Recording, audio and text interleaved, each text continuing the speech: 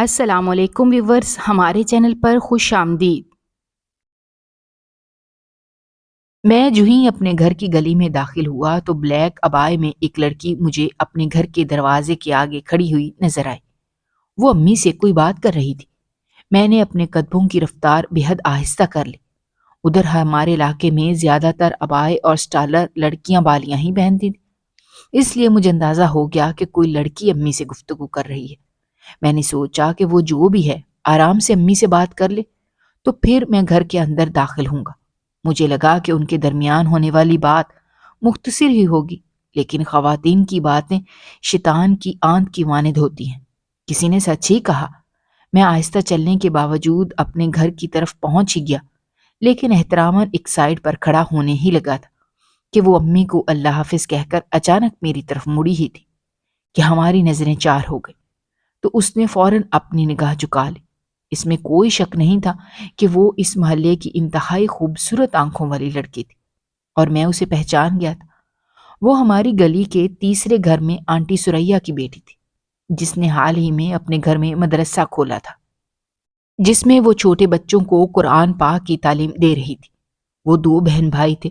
بھائی اس سے بڑا تھا مگر کوئی کام کاج نہیں کرتا تھا، اور آنٹی سریا، جن کا ہمارے گھر بہت آنا جانا تھا، وہ اکثر اپنے بیٹے حبیب کے حوالے سے بات کرتے ہوئے آپ دیدہ ہو جاتی تھی کہ وہ کوئی کام کاج نہیں کرتا، حالانکہ اس کی شادی کی عمر ہے، لیکن اس کی دن بھر کی آوارہ گردیوں کو دیکھ کر کون اسے اپنی بیٹی دے گا؟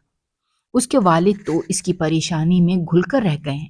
اتنی عمر ہو گئی ہے لیکن آج بھی لوگ اس کی شکایتیں لے کر گھر آتے ہیں۔ سمجھ نہیں آتی کہ یہ لڑکا آخر کب سدھرے گا۔ تو ایسے میں امی ان کی دلجوئی کرتی اور کچھ نہ کچھ وظیفہ پڑھنے کو دے دیتی۔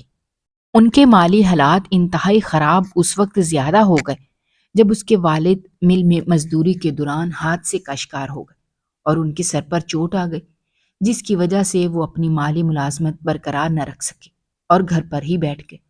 یہ پہلی بار تھی کہ میں نے رانی کو یوں گھر سے باہر نکلتے ہوئے دیکھا یا کسی کے گھر جاتے ہوئے دیکھا، ورنہ اس سے پہلے وہ کبھی محلے کی عام لڑکیوں کی طرح پھرتی ہوئی دکھائی نہ دیتی تھی، کیونکہ وہ باہر بہت ہی کم نکلتی تھی، اور اگر گھر سے باہر نکلتی بھی تھی تو پورے عبائے میں صرف اس کی آنکھیں نظر آتی تھیں۔ اس کے ہاتھ بھی چھپے ہوتے تھے۔ اس کی نیلی نیلی آنکھیں دیکھ کر ہی مجھے اندازہ ہوا کہ وہ بے انتہا حسین ہوگی، لیکن اس سے پہلے میں اس پر اتنا زیادہ غور اس لیے بھی نہ کر سکا کیونکہ اس محلے میں کئی نوجوان لڑکیاں آزادانہ گھومتی پھرتی تھیں، تو ان ماڈرن لڑکیوں کو دیکھ دیکھ کر کبھی اس سادہ سے حسن کو زیادہ سوچنے کا موقع ہی نہ ملا، اور اپنی آنکھیں ہم انہی چہروں پر سینکتے رہے۔ اس کے جانے کے بعد میں گھر میں داخل ہوا تو امی عصر کی نماز کے لیے وضو بنا رہی تھیں۔ میں جا کر صحن میں بچھی ہوئی چارپائی پر بیٹھ گیا اور امی کے وضو بنانے کا انتظار کرنے لگا۔ امی وضو بنا کر اٹھیں تو میں نے فوراً سوال داغا، امی یہ آنٹی سریا کی بیٹی تھی نا؟ تو امی نے اس بات میں سر ہلاتے ہوئے کہا، ہاں بیچاری انہی کی بیٹی ہے۔ تو یہاں کیوں آئی تھی؟ سب خیریت تھی؟ خیریت کدھر ہے بیٹا؟ خیریت ہو تو جوان بچی اس طرح کسی کے گھر جاتی ہے بھلا؟ امی نے افسردگی سے کہا تو میں چونک گیا۔ کیوں امی، کیا بات ہے؟ ارے بیٹا تمہیں تو پتا ہی ہے نا کہ اس کے ابا بالمزدور ہیں۔ ایک دن خیر خیریت سے گھر سے نکلے، لیکن مل کے اندر ان کے ساتھ ایک حادثہ ہو گیا جس پر ان کے سر اور ٹانگوں پر شدید زخم آئے۔ کافی علاج کروایا لیکن وہ اب تک ٹھیک نہیں ہوئے۔ ان کی نظر بھی دن بدن کم ہوتی جا رہی ہے۔ مل والوں نے ان کو جواب دے دیا۔ سیٹھ نے رحم کھا کر ان کی ماہانہ رقم باندھ دی ہے، لیکن یہ رقم اتنی کم ہے کہ اس مہنگائی کے دور میں گزارا کرنا بہت مشکل ہو گیا ہے۔ اب ان کی بیٹی نے گھر میں مدرسہ کھولنے کی اپنی سی کوشش کی ہے تاکہ کچھ گھر کا نظام چل سکے، تو اسی لیے وہ میرے گھر آئی تھی کہ میں یہاں محلے میں کسی سے بات چیت کروں تاکہ وہ اپنے چھوٹے بچے بچیاں میرے گھر بھیجیں۔ اللہ کرے کہ اس بچی کا مسئلہ حل ہو جائے۔ تم بھی اپنے دوستوں کے گھر جا کر بات کرنا، اگر ان کے چھوٹے بہن بھائیوں کو سپارہ پڑھنا ہے تو وہ اس بچی کے گھر بھیج دیں۔ اس طرح سے اس بچی کی مالی مدد ہو جائے گی۔ میں نے پرسوچ انداز میں امی کی بات پر غور کیا۔ اچھا ٹھیک ہے امی، میں اپنے جاننے والوں سے بات کروں گا، آپ انہیں تسلی دیں، اللہ کوئی نہ کوئی سبب نکال دے گا۔ میں یہ بات کر کے پلٹا ہی تھا کہ اپنے پیچھے کھڑے ابا کو گھر میں آتا دیکھ کر میں چھت پر بنے اپنے کمرے کی طرف جانے لگا کہ ابا نے مجھے آواز دے کر روک لیا۔ دوسروں کی تو تمہیں بڑی پرواہ ہے، لیکن کبھی اپنے اوپر بھی غور و فکر کیا ہے یا نہیں؟ تمہاری تعلیم مکمل ہو چکی ہے، اب تم کب کریانے کی دکان کو سنبھالو گے؟ میری بوڑھی ہڈیوں میں اب اتنا دم خم نہیں ہے کہ میں صبح سویرے دکان کھولوں۔ اس کام کو جب تک وقت نہ دو تب تک آپ اس سے نفع حاصل نہیں کر سکتے۔ پچھلے مہینے 15 دن دکان بند رہی تو میرے گاہک دوسری دکانوں پر جانے لگے اور آمدنی بھی کم ہو گئی۔ تو میں نے کہا، ابا جی، میں نوکری کی تلاش میں ہوں، بس دعا کریں کہ مل جائے۔ یہ بات تم کب سے کر رہے ہو عدیل؟ نوکری جب تمہیں ملے گی تو کر لینا، لیکن اس وقت جو روزی روٹی کا سبب بنا ہوا ہے اس کو تو سنبھالو۔ ٹھیک ہے ابا، میں کل سے دکان پر بیٹھ جاؤں گا۔ یہ بات بھی تم روز ہی کر رہے ہو، لیکن مجال ہے کہ تم اپنی اس بات پر قائم رہو۔ نہ چاہتے ہوئے بھی ابا مجھ سے شکوہ کر بیٹھے۔ ابا، میں دکانداری تو کر لوں، لیکن مسئلہ یہ ہے کہ میں روزانہ اسے ٹائم نہیں دے سکتا۔ اس سے پہلے کہ وہ کچھ کہتے، میں تیزی سے سیڑھیاں عبور کرتے ہوئے اپنے کمرے کی طرف بڑھ گیا۔ میں جانتا تھا کہ ہر بار کی طرح میری اس بات پر بھی ابا بہت لمبا لیکچر دیں گے اور بے تحاشا غصہ کریں گے، اس لیے میں ان کے منہ کے آگے سے ہٹ گیا اور تیزی سے سیڑھیاں چڑھتے ہوئے اپنے کمرے میں آ گیا۔ چھت پر صرف ایک ہی کمرہ بنا ہوا تھا جسے میں نے اپنی پڑھائی کے لیے وقف کرتے ہوئے یہیں پر رات کو سونا شروع کر دیا تھا۔ میں صبح ابھی سویا ہی ہوا تھا کہ اچانک امی نے مجھے جھنجھوڑ کر اٹھایا۔ عدیل، آج تم دکان پر چلے جاؤ، تمہارے ابا کافی دیر سے خفا ہو رہے ہیں۔ تو میں ہڑبڑا کر اٹھ بیٹھا۔ کیا ہے امی، سونے دیں۔ رات کو بھی اپنے انٹرویو کی تیاری کرتے کرتے میں کافی لیٹ سویا تھا اور صبح آپ نے مجھے جگا دیا۔ تو امی میرے پاس ہی بیٹھ گئیں اور پیار سے میرے سر پر ہاتھ پھیرتے ہوئے بولیں، عدیل، انٹرویو کے چکروں سے نکل جاؤ بیٹا۔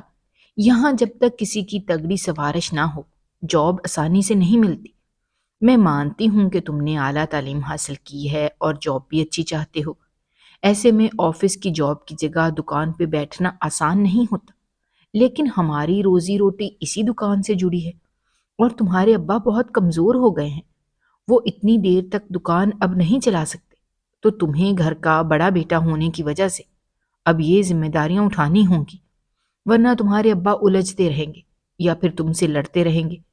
دونوں ہی صورتوں میں گھر کا سکون تباہ ہو جائے گا اور میں ایسا نہیں چاہتی۔ اب کیا باتیں ہی بناتی رہو گی یا اس کو اٹھاؤ گی بھی؟ باہر صحن سے ابا کی گرجدار آواز آئی تو اماں ایک دم سے ہڑبڑا کر اٹھ بیٹھی۔ چلو عدیل، جلدی سے تیار ہو کر باہر آ جاؤ ورنہ ابا بہت خفا ہوں گے۔ تو میں نے آہستہ سے کہا کہ ٹھیک ہے، آپ جا کر ناشتہ بنائیں، میں آتا ہوں۔ میں فٹافٹ اٹھا اور واش روم کی طرف بھاگا، کیونکہ میں جانتا تھا کہ اگر میں مزید لیٹ ہو گیا تو ابا نہ صرف خفا ہوں گے بلکہ پھر مجھے دکان پر اپنی خفگی کی وجہ سے نہیں بھیجیں گے اور دکان آج بھی بند رہے گی، تو ابا رات تک کڑتے رہیں گے۔ اس لیے میں نے فٹافٹ اپنا ہاتھ منہ دھویا اور باہر آ گیا۔ ابا نے مجھے خشمگی نگاہوں سے دیکھا لیکن خاموش رہے۔ اماں نے گرم گرم پراٹھے میرے سامنے رکھے تو میں جلدی جلدی ناشتہ کرنے لگا۔ ہاں بھائی عدیل میاں، اب کہاں انٹرویو دینے کی تیاری کر رہے ہو؟ ابا نے آہستہ سے کہا تو میں نے سر اٹھا کر ان کی طرف دیکھا۔ ابا، ایک ملٹی نیشنل کمپنی ہے، پے پیکج بھی اچھا ہے، بس دعا کریں کہ مجھے یہاں جاب مل جائے۔ چلو اللہ کرے بہتری ہو جائے، ابا دھیمی آواز میں بولے۔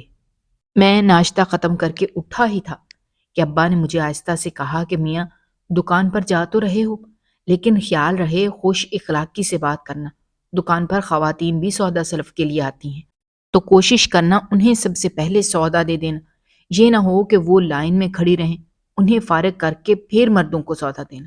میری دکان کا یہی اصول ہے، تمہیں بھی اس اصول کو سمجھنا ہوگا۔ تو میں نے سر ہلاتے ہوئے کہا، جی ابا، میں بچپن سے یہی سب دیکھتا آ رہا ہوں، آپ بے فکر رہیں، آپ کو شکایت کا موقع نہیں ملے گا۔ پھر میں امی کی دعائیں لیتا ہوا گھر سے نکل آیا۔ اسی محلے کے اختتام پر ہماری دکان تھی جسے چلاتے ہوئے لگ بھگ 20 سال ہو گئے تھے۔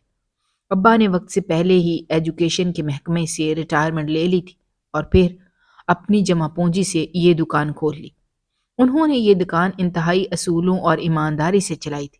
یہی وجہ تھی کہ محلے کے لوگ ابا پر آنکھ بند کر کے اعتبار کرتے تھے، کیونکہ ابا نہ تو منافع خوری کرتے تھے اور نہ ہی ملاوٹ شدہ چیزیں اپنی دکان پر بیچتے تھے۔ میں نے دکان کھولی ہی تھی کہ تھوڑی دیر بعد اچانک اپنے پیچھے ایک مترنم آواز سن کر میں فوراً مڑا تو بلیک ابائے میں وہ نیلی آنکھیں پھر سے دکھائی دی، تو میرا دل تیزی سے دھڑکنے لگا۔ چاچا جی آج دکان پر نہیں آئے کیا؟ سب خیریت ہے؟ اس نے آہستہ سے پوچھا۔ تو میں نے کہا کہ جی سب خیریت ہے، بس ان کی آج طبیعت ٹھیک نہیں تھی تو ان کی جگہ مجھے آنا پڑا۔ اچھا، میں تو گھبرا ہی گئی تھی، وہ تو کبھی ناغہ نہیں کرتے اور ہمیشہ 7 بجے دکان کھول لیا کرتے ہیں، لیکن آج انہیں نہیں دیکھا تو سوچا خدا خیر کرے۔ جی بس اب عمر کا بھی تقاضا ہے، وہ اتنا جان جوخم کا کام نہیں کر سکتے۔ پھر اس نے مجھ سے بریڈ اور دودھ کا پیکٹ دینے کو کہا۔ میں نے یہ دونوں چیزیں شاپر میں ڈال کر کاؤنٹر پر رکھیں تو اس نے ہینڈ پرس کھولنے کے ساتھ ہی پیسے پوچھے اور پھر اپنا سر جھکا کر اپنا ہینڈ پرس کھولا اور اس میں سے پیسے نکال کر گننے لگی تو اس کی آنکھوں میں آئی پریشانی میں بھانپ گیا۔ پھر اس نے آہستہ سے کہا، یہ بریڈ رکھ لیں، میں صرف دودھ کا پیکٹ لے کر جاؤں گی، اور پیسے میری طرف بڑھا دیے۔ تو میں نے پوچھا کہ آپ بریڈ کیوں نہیں لے کر جا رہی؟ یہ تازہ ہے، صبح سویرے بندہ دے کر گیا ہے۔ تو اس نے دھیمی آواز میں کہا، اصل میں میرے پاس پیسے نہیں ہیں اور ادھار میں لے کر جانا نہیں چاہتی۔ تو میں نے مسکراتے ہوئے اسے کہا، کوئی بات نہیں، جب پیسے ہوئے دے دیجیے گا۔ تو وہ نہیں مانی تو میں نے چپکے سے شاپر میں بریڈ اور دودھ دونوں ہی ڈال کر اس کے حوالے کر دیے تو اس کی آنکھوں میں ایک ممنونیت کے ساتھ ساتھ نمی سی بھی اتر آئی۔ وہ جتنی دیر میرے پاس کھڑی رہی میری طرف دیکھے بغیر مجھ سے بات کرتی رہی تھی، لیکن جو ہی اس نے شاپر پکڑا تو نظریں اٹھا کر پہلی بار میری طرف دیکھا، اور جب پہلی بار اس سے میری نگاہیں چار ہوئیں تو میرا دل زور سے دھڑکا۔ وہ سامان لے کر جا چکی تھی، لیکن میں اب تک اسی راستے پر نگاہیں جمائے دیکھ رہا تھا، اور پھر دل ہی دل میں نے ایک فیصلہ کیا کہ امی کو ان کے گھر رشتہ لینے کے لیے بھیجوں گا۔ بس میں کسی طرح اپنے پیروں پر کھڑا ہو جاؤں، میں نے دل ہی دل میں دعا کی۔ میرا دل پہلی بار کسی کے لیے دھڑکا تھا، حالانکہ ہمارے محلے میں خوبرو تتلی کی مانند حسین لڑکیوں کی کمی نہ تھی، لیکن نہ جانے کیوں میرا دل کسی پر بھی نہ ٹھہرا۔ میں چونکا اپنے والدین کا اکلوتا بیٹا تھا، اس لیے میری ماں کو کالج میں آتے ہی میرے سر پر صحرا دیکھنے کا شوق چڑھ گیا تھا، لیکن میری نا امی کی خواہش کے راستے میں حائل رہی۔ اگر امی کے سامنے میرا پرزور انکار نہ ہوتا تو اب تک میں 2 بچوں کا باپ بھی بن چکا ہوتا، لیکن جانے کیوں مجھے یہ سوچ کر ہی کوفت ہوتی کہ بنا محبت کے بھلا میں ایک ایسی لڑکی کے ساتھ کیسے زندگی گزار سکتا ہوں جس سے میں نے کبھی دیکھا نہیں، ملاقات نہیں کی، جس کے لیے میرا دل ہی نہیں دھڑکا۔ محبت کے حوالے سے میرا فلسفہ دوسروں سے بے حد مختلف تھا۔ میری یہ خواہش تھی کہ میں جس سے شادی کروں اس سے پہلے مجھے محبت ہو، ہم دونوں ایک دوسرے کو اچھے سے جان لیں اور پھر شادی جیسا بندھن ہم دونوں کے بیچ میں طے ہو۔ شادی کے بعد محبت ہو جانے والی باتیں کم از کم میری سمجھ سے بالاتر تھی، لیکن اب رانی کو دیکھ کر لگتا تھا کہ میری یہ خواہش بہت جلد پوری ہو جائے گی۔ اس کی نیلی آنکھوں میں مجھے اپنا دل ڈوبتا ہوا محسوس ہوتا تھا، اور اب تو مجھے اپنا دل اس کے نام پر دھڑکتا ہوا سا بھی محسوس ہونے لگا تھا۔ میں سارا دن اس دکان پہ بیٹھا رہا اور بار بار رانی کے گھر جانے والے رستے کی طرف میری نگاہیں بے چینی سے بھٹکتی رہیں، لیکن وہ نیلی آنکھیں مجھے دکھائی نہ دیں تو میں انتہائی بیزار ہو کر دکان بند کر کے گھر چل دیا۔ امی کی نگاہ جو ہی میرے چہرے پر پڑی تو وہ مسکرا کر کہنے لگی، کیسا دن گزرا آج کا؟ تو میں کندھے اچکا کر بولا، دکانداری بہت مشکل کام ہے امی، یہ ابا کا حوصلہ ہے کہ وہ اتنے عرصے سے اس کے ساتھ جڑے رہے۔ جانے کیوں میری بات سن کر امی کا چہرہ بجھ سا گیا۔ عدیل بیٹا، میں جانتی ہوں کہ دکانداری مشکل کام ہے، لیکن اب تمہارے ابا مزید یہ کام نہیں کر پائیں گے، تمہیں اب سنجیدہ بنیادوں پر کام کو اپنا لینا چاہیے۔ امی کی بات سن کر میں خاموش رہا تو میری خاموشی دیکھ کر امی ایک دم سے بولی، اچھا چلو چھوڑو ان باتوں کو، تم ہاتھ منہ دھو لو، میں تمہارے لیے کھانا لگاتی ہوں۔ تو میں نے امی سے پوچھا کہ ابا کہاں ہیں؟ تمہارے ابا تو ابھی نماز پڑھنے کے لیے باہر نکلے ہیں، آج انہوں نے گھر پر آرام کیا ہے، تھکاوٹ نہیں تھی تو آج کچھ صحت بھی اچھی لگ رہی ہے۔ پھر وہ اٹھ کر کچن میں چلی گئیں تو میرے تصور میں رانی چھم سے آ کر اتر گئے۔ کاش وہ کسی بہانے ہمارے گھر ہمیشہ کے لیے آ جائے۔ یہ خیال آتے ہی میری آنکھیں چمکنے لگیں، تو میں نے سوچ لیا کہ اگر اس انٹرویو میں کامیاب ہو گیا تو ٹھیک ہے، ورنہ میں ابا جی کی دکان سنبھال لوں گا اور پھر امی کو رانی کے رشتے کے لیے بھیجوں گا، اور یقیناً امی کو رانی پہ کوئی اعتراض بھی نہیں ہوگا۔ یہ سوچ آتے ہی میرا دل مطمئن سا ہو گیا۔ میں کھانا کھا کر اور دن بھر کا حساب ابا جی کو دینے کے بعد اپنے کمرے میں آ گیا، لیکن میرا دل پڑھائی کی طرف بالکل بھی مائل نہ ہوا۔ میں چھت پر ہوا خوری کے لیے نکل آیا کہ اچانک میری نظر رانی کی چھت پہ گئی، تو میں یہ دیکھ کر حیران رہ گیا کہ ایک لڑکی کھلے بالوں کے ساتھ ٹہل رہی ہے۔ اس کے ہاتھ میں مستقل کانوں پر ہیں، شاید کوئی چھوٹا سا موبائل اس کے ہاتھ میں ہے جس پر وہ کسی سے باتیں کر رہی ہے۔ اس وقت شام کے دھندلکے آہستہ آہستہ چھا رہے تھے۔ میں دیوار کی اوٹ میں کھڑا ہو گیا یہ دیکھنے کے لیے کہ ان کے گھر کون سی لڑکی آئی ہے، لیکن جو ہی وہ لڑکی مڑی تو اس کی نیلی آنکھیں دیکھ کر میں پہچان گیا کہ یہ تو رانی ہے۔ اس کے چہرے پر نگاہ پڑتے ہی میں مبہوت سا ہو گیا۔ اتنا حسین چہرہ میں نے آج تک نہیں دیکھا تھا۔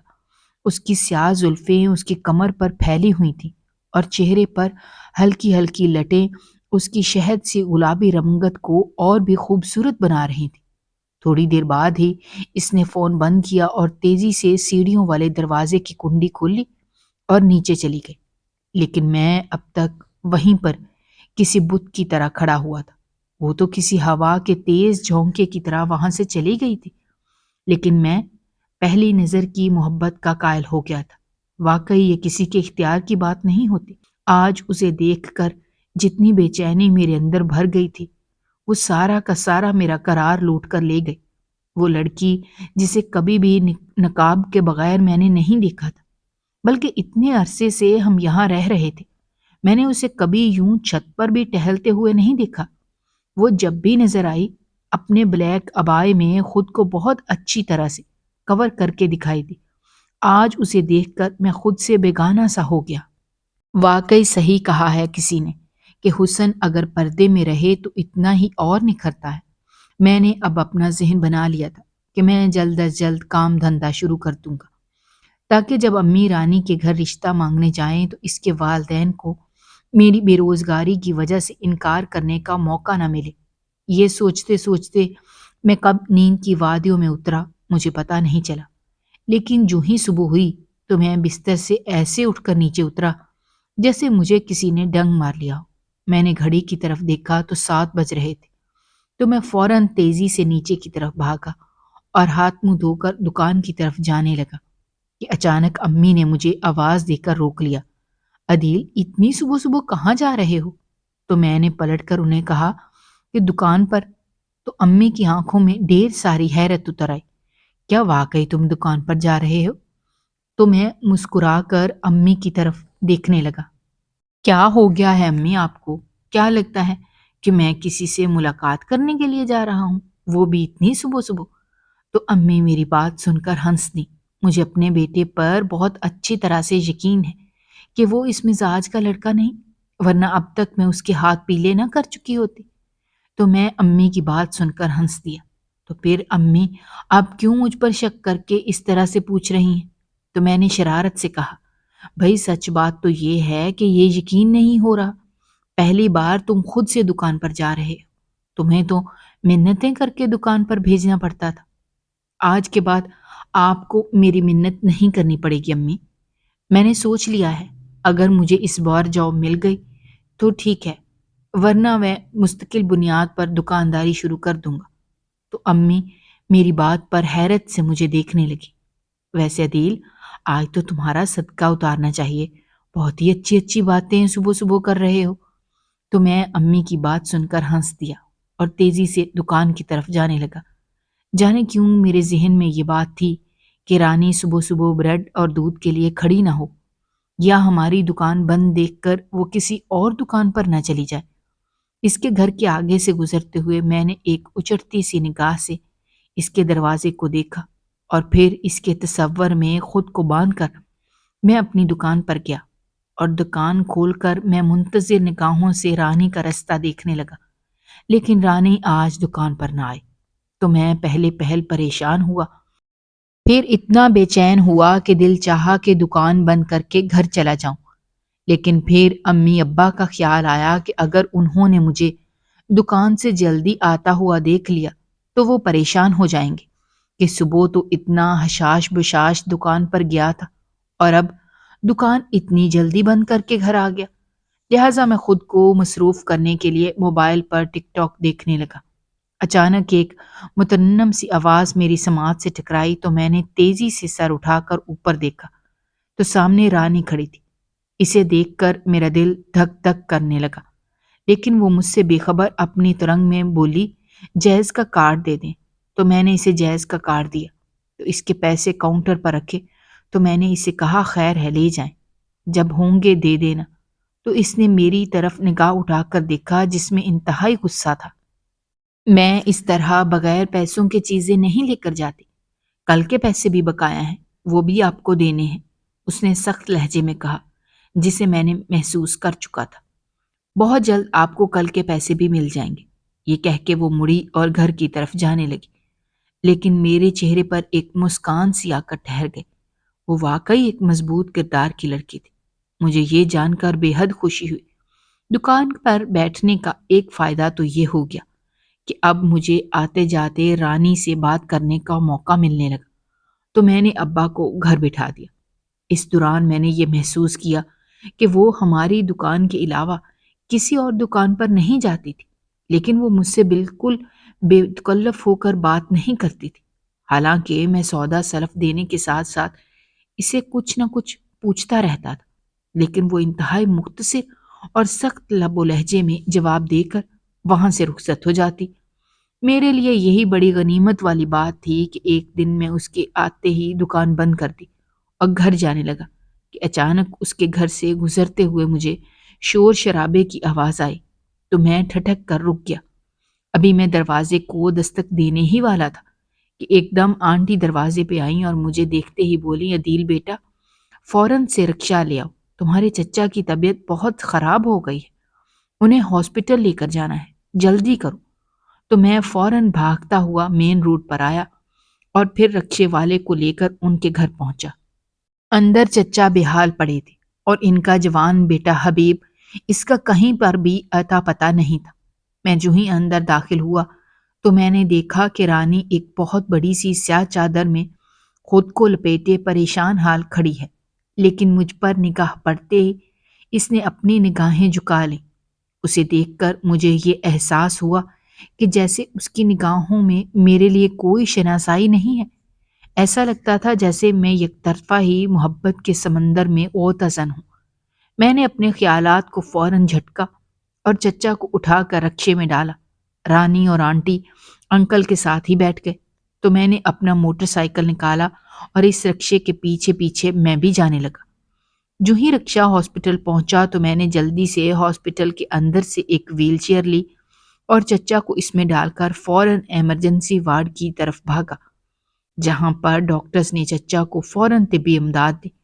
ان کا سانس بہت بری طرح سے اکھڑ رہا تھا، لہٰذا انہیں فوراً ایمرجنسی وارڈ میں آکسیجن لگا دی گئی۔ آنٹی اور رانی ایمرجنسی وارڈ کے باہر رکھی کرسیوں پر بیٹھ گئی، لیکن وہ بے حد بے چین اور پریشان تھی، تو میں نے انہیں حوصلہ دیا کہ چچا ٹھیک ہو جائیں گے، آپ لوگ پریشان نہ ہوں۔ تو آنٹی رونے لگی اور مجھے دعائیں دیتے ہوئے بولی کہ اللہ تمہاری طرح سب کو نیک اولاد دے۔ اللہ نے بیٹا تو مجھے بھی دے رکھا ہے، لیکن کبھی مشکل مرحلے میں ہمارے کام نہ آیا۔ آج 5 ماہ ہو گئے ہیں، اس کا کچھ پتہ نہیں کہ کہاں پر ہے۔ وہ بلک بلک کر رونے لگیں تو میں نے ان کے سر پر ہاتھ رکھا اور انہیں تسلی دیتے ہوئے کہا، آ جائے گا آنٹی، آپ پریشان نہ ہوں۔ رانی نے یہاں پر بھی اپنا نقاب نہیں اتارا، لیکن وہ بھی رو رہی تھی۔ اس کے تمام آنسو مجھے اپنے دل پر گرتے ہوئے محسوس ہو رہے تھے۔ دل چاہتا تھا کہ میں رانی کو بھی آگے بڑھ کر تسلی دوں، لیکن پھر یہ سوچ کر چپ ہو گیا کہ مضبوط کردار کی لڑکی یہ نہ سمجھے کہ میں اس مشکل وقت میں اس کے ساتھ فری ہونے کی کوشش کر رہا ہوں۔ اس لیے میں گریز کر کے ایک طرف کھڑا رہا۔ اتنے میں ڈاکٹر ایمرجنسی وارڈ سے باہر نکلے اور انہوں نے مجھے دوائیوں کی ایک پرچی تھمائی اور کہا کہ یہ دوائیاں فوراً فارمیسی سے لے آؤ تو میں الٹے قدموں باہر کی طرف بھاگا اور تھوڑی دیر کے بعد ہی تمام دوائیاں لا کر ڈاکٹر کے حوالے کی۔ تو آنٹی نے مجھ سے آہستہ سے پوچھا کہ بیٹا کتنے پیسے لگ گئے، مجھے بتاؤ۔ پھر انہوں نے اپنا پرس کھولا ہی تھا کہ میں نے ان کے ہاتھ پر اپنا ہاتھ رکھا اور کہا کہ آپ میری ماں کی جگہ ہیں، اس وقت یہ حساب کتاب کرنے کا وقت نہیں، آپ آرام سے بیٹھ جائیں اور دعا کریں۔ لیکن بیٹا تمہارا اتنا خرچ ہو گیا ہے، چلو کچھ تو رکھ لو۔ انہوں نے پیسے میری طرف بڑھائے تو میں نے انہیں وہ پیسے واپس کر دیے اور پھر ان سے نرمی سے کہا کہ میں آپ سے بعد میں لے لوں گا، آپ اس وقت چچا کے لیے بس دعا کریں۔ تو وہ تھکے تھکے قدموں کے ساتھ دوبارہ کرسی پر جا کر بیٹھ گئے۔ میں نے گھر میں فون کر کے اماں ابا کو بتا دیا کہ میں اس وقت آنٹی کے ساتھ ہاسپٹل میں ہوں، چچا کی طبیعت ٹھیک نہیں۔ تو امی ابا بھی یہ اطلاع سنتے ہی فوراً ہاسپٹل پہنچ جائے۔ امی ابا کو دیکھ کر آنٹی کو بہت حوصلہ ہوا اور وہ ہم سب کو بہت دعائیں دینے لگی۔ اتنے میں ڈاکٹر باہر آئے اور انہوں نے کہا کہ آپ کا مریض اب بالکل بہتر ہے، چاہیں تو انہیں گھر لے جا سکتے ہیں، لیکن ان کی خوراک اور میڈیسنز میں بہت خیال کرنے کی ضرورت ہے۔ تو میں فوراً باہر رکشہ لینے کے لیے گیا اور انہیں رکشے میں بٹھا کر اپنے والدین کے ساتھ آ گیا۔ انکل کو دیکھنے کے بہانے میں 2 دفعہ ان کے گھر بھی گیا، لیکن مجھے کہیں پر بھی رانی نہ دکھائی دی، تو میرا دل بہت بوجھل سا ہو گیا۔ ایک رات مجھے دکان بند کرتے کرتے رات کے 12 بج گئے۔ میں جو ہی اپنے گھر والی گلی میں پہنچا تو ایک لڑکی کو اپنے پاس سے انتہائی سج سنور کر گزرتے ہوئے دیکھا، تو میں اسے فوراً پہچان گیا۔ یہ تو رانی تھی جو گھر میں بڑی سی چادر میں لپٹی ہوتی تھی۔ اس کا یوں انتہائی فیشنیبل اور بھڑکیلا لباس پہن کر جانا مجھے حیرت میں مبتلا کر گیا۔ یہ اس وقت آدھی رات کو کہاں جا رہی ہے؟ یہ سوال میرے دماغ میں کسی ہتھوڑے کی طرح بجنے لگا۔ جانے کیوں مجھے اس کا بار بار ایزی لوڈ کروانا، نیٹ کے پیکج کروانا ایک دم سے یاد آنے لگا، گویا اس کا کہیں نہ کہیں کوئی چکر ہے۔ ورنہ جتنا تیزی سے ایزی لوڈ کرواتی تھی اس پر مجھے اکثر حیرت ہوتی تھی کہ اس کا بیلنس اتنی جلدی کیسے ختم ہو جاتا ہے۔ تو اب مجھے سمجھ آئی کہ وہ کسی غلط رابطے میں ہے، ورنہ آدھی رات کو اس طرح سے نکل کر وہ اکیلی باہر نہ جاتی۔ میرا دل بہت ہی برا ہوا۔ شکر ہے کہ میں نے ابھی تک امی کو اس کے حوالے سے رشتہ لینے نہیں بھیجا تھا۔ گھر پہنچ کر میں بغیر کھانا کھائے اپنے کمرے میں جا لیٹا۔ رانی کے حوالے سے میرا دل دماغ غصے سے بھر گیا۔ اگلی صبح میں ناشتہ کر کے دکان پر جانے ہی والا تھا کہ اچانک امی نے میرے سامنے رانی کی تعریفیں شروع کر دی، تو مجھے ایک بار پھر رانی کا نام سن کر آگ سی لگ گئی۔ مجھے رات کا اس کا یوں اکیلے جانا یاد آ گیا، تو میں غصے سے کھڑا ہو گیا۔ تو امی نے مجھے آہستہ سے کہا کہ رانی کے بارے میں تمہارا کیا خیال ہے؟ اچھی لڑکی ہے، اگر تم راضی ہو تو میں رانی کا رشتہ مانگنے جاؤں؟ تو میں نے امی کی طرف غصے سے دیکھا اور باہر نکل آیا۔ اگلی رات کو میں گھر آنے کے بجائے اپنی گلی میں ہی بیٹھ گیا۔ جب میں نے پھر اسی ٹائم پر رانی کو گھر سے انتہائی سجے سنورے انداز میں نکلتے ہوئے دیکھا، تو میں چپکے چپکے اس کا پیچھا کرنے لگا۔ جو ہی اس کا پیچھا کیا تو سر پر آسمان گر پڑا۔ وہ نیک لڑکی تو روزانہ میلاد کی محفل میں نعت پڑھنے جاتی تھی، جس کا باقاعدہ اسے معاوضہ دیا جاتا تھا۔ دن کو تو وہ میلاد پر اپنے گھر کی ذمہ داریوں کی وجہ سے نہیں جا سکتی تھی، اسی لیے اس نے رات کو یہاں آنا قبول کیا۔ میں وہیں پر کھڑا ہو گیا اور اس کا انتظار کرنے لگا۔ وہ 2 گھنٹوں بعد جب باہر نکلی تو اس کے ساتھ محلے کی کئی اور لڑکیاں تھیں اور وہ ان کے جھرمٹ میں اپنے گھر پہنچ گئی۔ مجھے اپنے آپ پر افسوس ہونے لگا کہ میں نے ایک باکردار لڑکی کے اوپر شک کیا، حالانکہ یہ شک بنتا نہیں تھا۔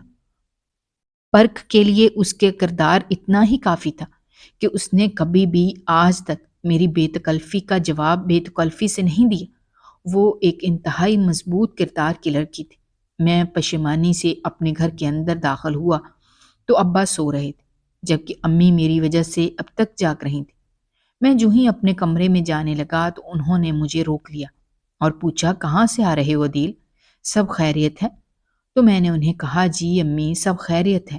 میں ہلکا سا مسکرایا تو وہ مزید حیران ہو کر میری طرف دیکھنے لگی۔ امی آپ صبح کیا بات کر رہی تھی رانی کے حوالے سے؟ کون سی بات عدیل؟ وہی رشتے کی بات اب کہہ رہی تھی نا کہ رانی کے گھر رشتہ لینے جانا ہے۔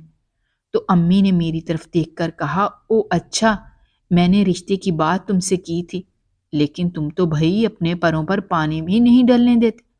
میری بات سن کر اتنے غصے میں آ گئے کہ پھر مجھے بات کرنے کا حوصلہ ہی نہیں ہوا۔ تو اب آپ حوصلہ کر کے ان کے گھر چلی جائیں۔ تو میری بات سن کر امی خوشی سے بولیں، کیا واقعی عدیل تم سچ کہہ رہے ہو؟ تو میں نے کہا، جی امی، میں بالکل سچ کہہ رہا ہوں۔ تو امی نے دعا کے لیے ہاتھ اٹھا لی اور اگلی صبح امی اور ابا ان کے گھر گئے اور رانی کا ہاتھ میرے لیے مانگا۔ تو آنٹی نے کہا کہ انہیں کوئی اعتراض نہیں، عدیل گھر کا بچہ ہے اور دیکھا بھالا بھی ہے، لیکن میں اپنی بیٹی رانی سے اس کی مرضی ضرور معلوم کروں گی۔ اگر وہ رضامند ہوئی تو مجھے تو بالکل بھی اعتراض نہیں۔ تو امی ابا نے ان کی بات سے اتفاق کیا اور جو ہی رانی کی طرف سے ہاں ہوئی تو میرے دل میں خوشی سے لڈو پھوٹنے لگے۔ گویا میں جو رانی سے محبت کو یک طرفہ سمجھ بیٹھا تھا وہ یقیناً یک طرفہ نہیں تھی۔ کہیں نہ کہیں تو رانی بھی میرے حوالے سے سوچ اپنے ذہن میں رکھ ہی رہی تھی۔ اس شبھ گھڑی میں اس کا بھائی بھی لوٹ آیا تو ان کے گھر میں مسرت کی لہر دوڑ گئی۔ حبیب کے لیے میرے دل سے خواہش تھی کہ وہ اپنے والدین کا حقیقی بازو بن جائے، لہٰذا میں نے اپنی دکان کے ساتھ ہی ایک دکان حبیب کو بھی کھول کر دے دی اور اس کی خود نگرانی کرنے لگا۔ آنٹی نے جب حبیب کو کام کرتا ہوا دیکھا تو وہ مجھے بے حد دعائیں دینے لگی اور میں نے پہلی بار رانی کی آنکھوں میں اپنے لیے محبت کے کئی جگنوں روشن ہوتے ہوئے دیکھے۔ پھر وہ دن بھی آ گیا جب رانی دلہن بن کر میرے گھر آ گئی تو میری خوشی کا کوئی ٹھکانہ نہ رہا۔ میں نے اپنی زندگی میں یہ طے کر لیا تھا کہ میں جو رشتہ رانی کے ساتھ بنا رہا ہوں اس رشتے میں کہیں پر بھی شک کا سایہ پڑنے نہیں دوں گا۔ اگر آپ کو ہماری کہانیاں پسند آ رہی ہیں تو ہمارے چینل کو سبسکرائب کیجیے، ویڈیوز پر کمنٹ کیجیے اور شیئر کیجیے۔ شکریہ۔